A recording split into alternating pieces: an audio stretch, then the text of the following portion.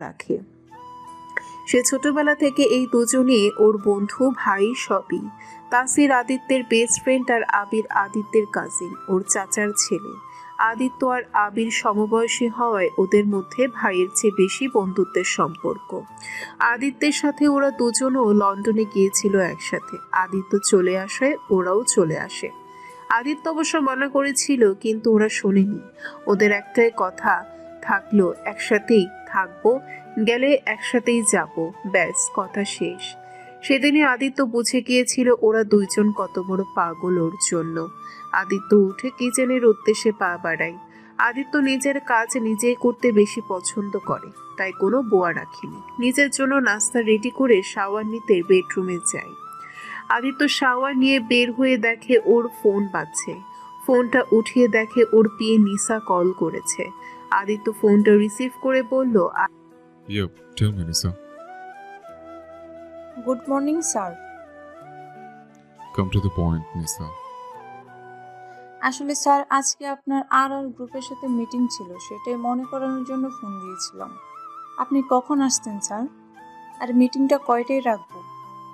আদিত্য কিছুটা বিরক্ত নিয়ে বলল, আমি কখন অফিসে আসবো না আসবো সে কৈফিয়ত নিশ্চয়ই আপনাকে দিতে হবে না? আর আপনাকে আমি আগেও বলেছি, অফিসিয়াল ব্যাপারে যত কথা সব অফিসের ভিতরে বলবেন, অফিসের বাইরে না। তাই যখন তখন আমাকে ফোন করা আমার একদম পছন্দ না। তেমন কোনো দরকার হলে আমি নিচেই জানাবো। Get that? Sorry sir.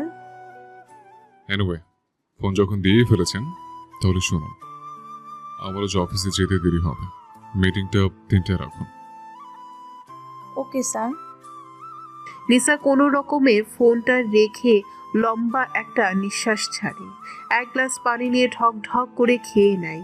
বাপরে, কি এমন জিজ্ঞেস করেছিল যে এত কথা শুনিয়ে দিল? বেচারি নিসা কত ট্রাই করে আদিত্যের অ্যাটেনশন পাওয়ার জন্য, কিন্তু সে তো কখনো পাত্তাই দেয় না। এসব ভেবে নিসা একটা দীর্ঘশ্বাস ছাড়ে। আদিত্য রেডি হয়ে নাস্তা করে বেরিয়ে যায় ভার্সিটির উদ্দেশ্যে।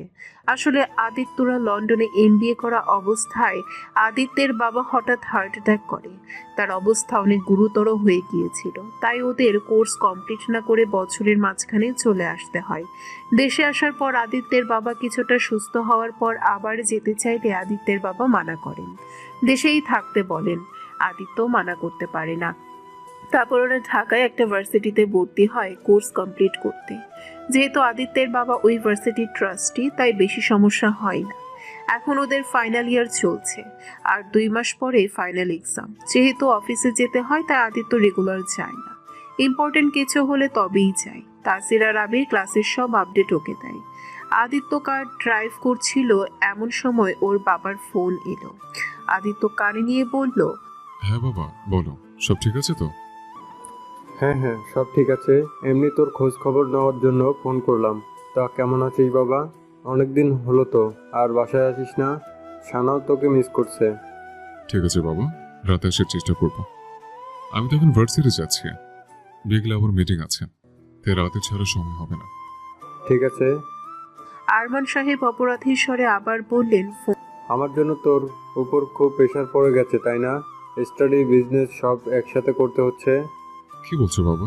এমন কিছুই না। অযথা চিন্তা ভাবনা না করেই ঠিকমতো খাওয়া দাওয়া করো, আর ওষুধগুলো নিয়মিত নাও। তোমরা ভালো থাকলে আমার সব ঠিক আছে। হুম। আচ্ছা, রাখছি তাহলে। আচ্ছা। ফোনটা কেটে আরমান সাহেব একটা দীর্ঘশ্বাস ছাড়ল। খাটের পাশে ছোট টেবিলের ড্রয়ার থেকে স্ত্রী সামিহার ফটো ফ্রেমটা বের করলো।